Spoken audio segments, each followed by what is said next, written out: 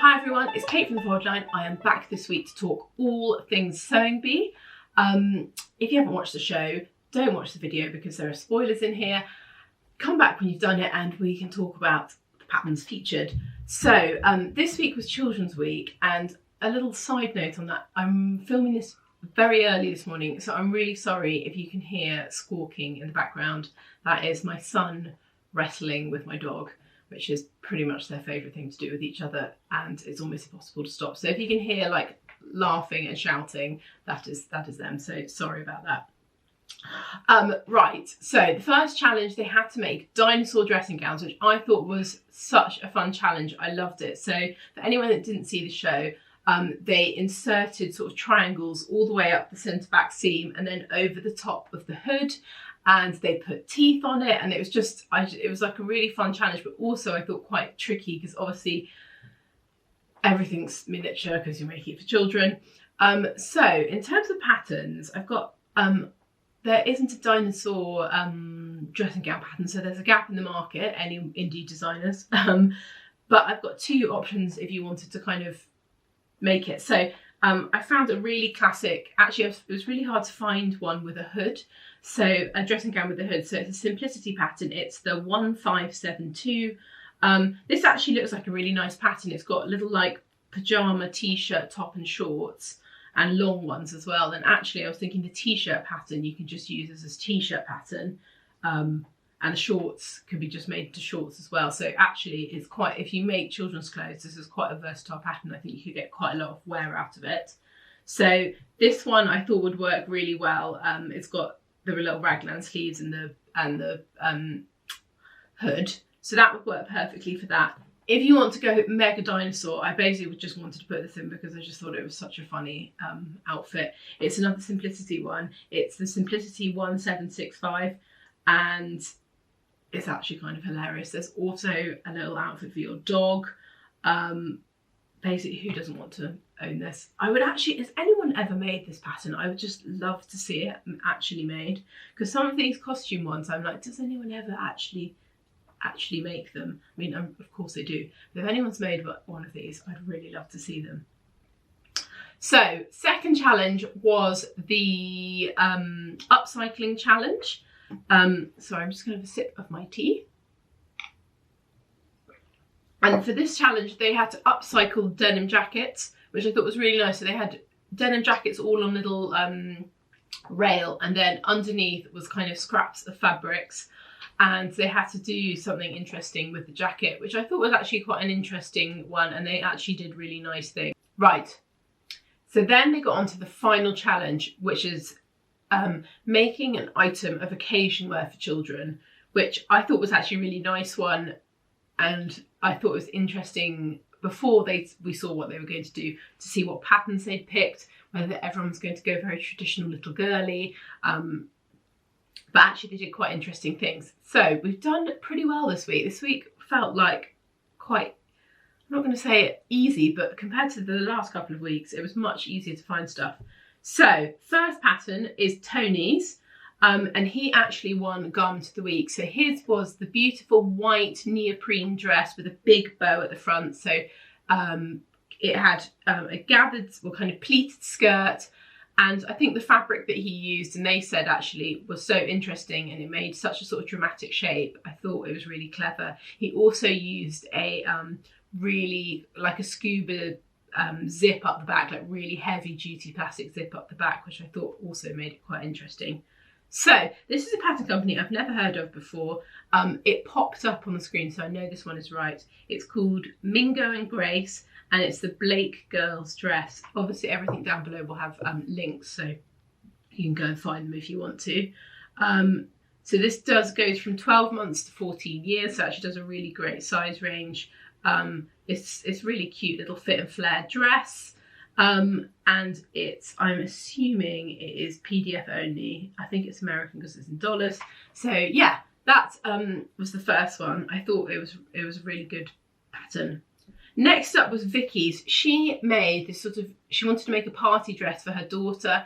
It was really cute. It was like pink at the base. It was like a pink little sleeveless dress, with then this beautiful sort of tulle tiered number over the top. There was loads of layers of tulle. It felt quite 80s, 90s. I thought it was really cute. The pattern we found, I'm not sure this is perfect, but again, I'd love to hear your thoughts, was a Simplicity 9454. And this is actually, they do a range of these where they do children's and women's patterns as well. So if you like the shape, you can make it as well as making it for a little person.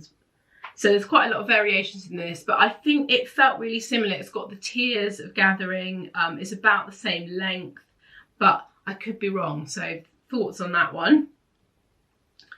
Next up, we had Mia. This one we know was correct because again, they actually flashed past the screen. Again, it was another pattern company that I hadn't heard of, which I'm now surprised when I haven't, because we've got to that point now where I'm surprised when I haven't heard them. So it's Little Lizard King, and the pattern is Bremen. If I'd seen this, I don't think I would have thought this was the right pattern, but Rachel spotted the name on the screen, so it is definitely this one. So her dress was based on Christmas, and it was used a green and white check, which she'd used on the bias, on the bodice, and then the layers were different colour layers. So you had the check, a red, and then the check again. At the back, she put this really big bow. She'd also made like a really cute little bag to go with it, and a little like bow to go in the hair. I thought it was really cute how she'd accessorised it. So this one is definitely right again. We know this one is right. She obviously, you can see from the picture, she's modified it. She hasn't had all the kind of, she's changed the frills around it, and she's changed the back of the bodice on the dress. But yeah, this is the right pattern. So then we had Lizzie, who I thought was really sweet. She made a, and she had an absolute nightmare. Did anyone else? As soon as I saw what she was going to make, I was like, there's no way she's going to get this done. This is a disaster. So she made a skirt and a waistcoat, and she did this because she was always made to dress up in like party dresses, and was like, I hated wearing them, so I'm making something that I would have liked to have worn. So it was a little waistcoat with a tiered skirt underneath. I mean, just a lot of work to do, and a proper waistcoat, you know, fully lined. And obviously when you're making it in tiny sizes, it's also extra hard. So waistcoats, I thought that the Simplicity S1506 would work really well for this. It's a boys one, but I mean, let's be honest, it's unisex at that age. So, and also it also comes in a matching adult version as well. I thought that one was pretty close. It's got the buttons down the front. She didn't actually get time to do any of that stuff, but I thought that one would have worked really well. And the skirt, I thought, was the McCall's 8316. I could be wrong. On this one, but this one felt really close. Elasticated top, tiers of fabric, and you can sort of change it. There's actually a version to make it into a skirt as well, which I thought was quite a nice added extra. So those two we thought would work really well for that.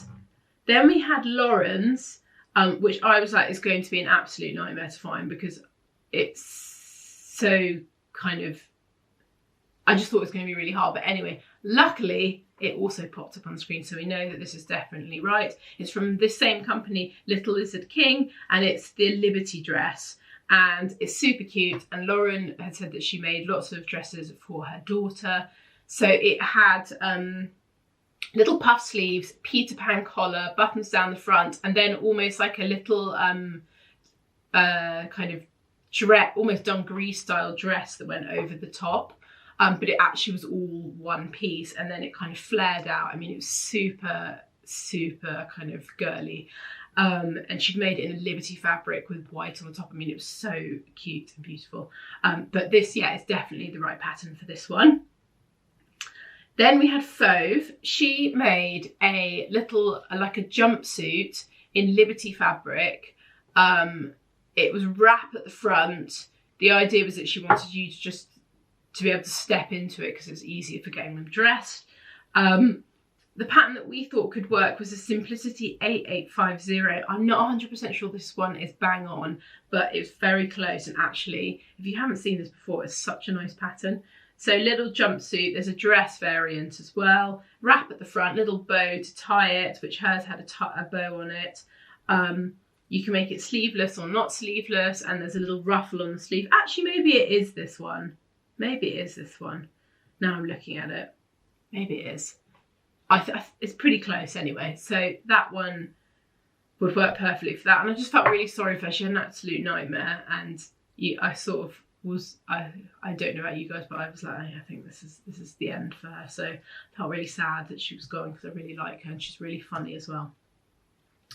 So last but not least is Asma, who every week likes to fox us because she picks patterns that are really hard to find.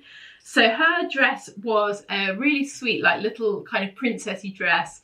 The key detail at the front was that it had that sort of crisscross detail with ribbon that almost looks like a kind of corset, like the detail from a woman's corset. And then it kind of had a handkerchief hem. And I was like, she's definitely either used two patterns or made it up herself.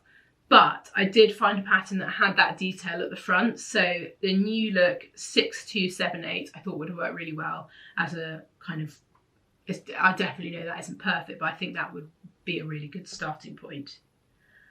So that is it this week. I feel like we're moving towards the end, like not the end, but like it's getting smaller. There are less people, obviously, because everyone goes each week. But yeah, I'm sort of excited to see next week's, which is 90s, which I am pumped about. So cargo pants, I'm in for it. Anyway, have a lovely week and I'll see you next week for the next one. Bye.